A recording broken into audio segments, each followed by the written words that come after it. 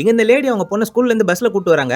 ஏமா நீங்க பைக் ஓட்ட மாட்டீங்க? செல்வி அக்காலாம் பைக் ஓட்டுறாங்க. நீங்களும் ஓட்டினீங்கன்னா நம்ம வீட்டுக்கு சீக்கிரமாவே போலாம்னு சொல்லி கேக்குறாங்க. இந்த லேடி காலேஜ் படிக்கும் போதே அவங்க அப்பா கிட்ட பைக் ஓட்டணும்னு சொல்லி தான் கேட்டு இருந்திருப்பாங்க. ஆனா அவங்க அப்பா ஒத்துக்கவே மாட்டாரு. அதே மாதிரியே கல்யாணம் ஆனதுக்கு அப்புறம் உங்க ஹஸ்பண்ட் கிட்ட கேட்டு இருந்திருப்பாங்க. நீ முதல்ல எங்க அம்மா விட நல்லா ரசம் கேட்கறதுக்கா, அதுக்கப்புறம் பைக் ஓட்டதெல்லாம் பத்தி பார்க்கலாம்னு சொல்லி இந்த பொண்ணைய கொஞ்சம் முக பண்ணி விட்டுறாரு.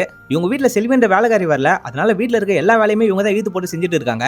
எதுக்குமா செல்வி எல்லாம் நம்ம வேலைக்கு வச்சுன்னு நம்ம வீட்டு வேலையெல்லாம் நம்ம தானே செய்யணும்னு சொல்லி உங்க மாமியார் போய் இவங்க கிட்ட உஸ்பேத்துறாங்க. இவங்க பொண்ணோட ரிங்க வேற காணும்னு சொன்னா வீடு ஃபுல்லாவே தேடி பாக்குறாங்க. அந்த ரிங் கிடைக்கவே இல்ல. இந்த மாமியார் லேடியும் செல்வியோட பொண்ணு கூட எல்லாம் நம்ம பொண்ணு பழகுறால அவதை எடுத்துட்டு இருப்பா போலன்னு சொல்லி இந்த மாதிரி பழைய போறாங்க.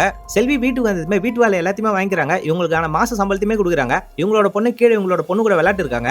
என் பொண்ணோட மோதிரம் காணுமா, உன் பொண்ணு எதனா எடுத்து வச்சிருக்காளான்னு சொல்லி கேளுன்றாங்க. என் பொண்ணுங்க அந்த மாதிரி பழகலாம் கிடையாது. கீழே விழுந்திருந்தா கூட நேரம் என்கிட்ட எடுத்துட்டு வந்து குத்துட்டு இருப்பா. நாங்க ஏழையா இருக்கலாம், ஆனா நாங்க யாரு பொருளுமே திருட மாட்டோம்னு சொல்லிட்டு அங்க இருந்து டென்ஷன் ஆயிட்டு அங்க கிளம்பிடுறாங்க.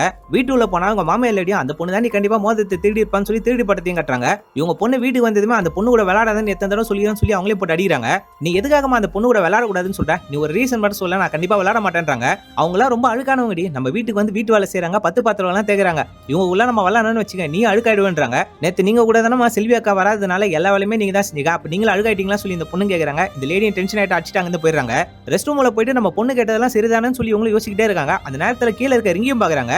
ரிங்க நம்ம வீட்லயே வச்சுட்டு ஒரு நல்லவங்க மேல திருடி பட்டத்தை கட்டமேன்னு சொல்லி இவங்களும் ரொம்ப ஃபீல் பண்றாங்க. அப்படின்னு படத்தையும் முடிக்கிறாங்க.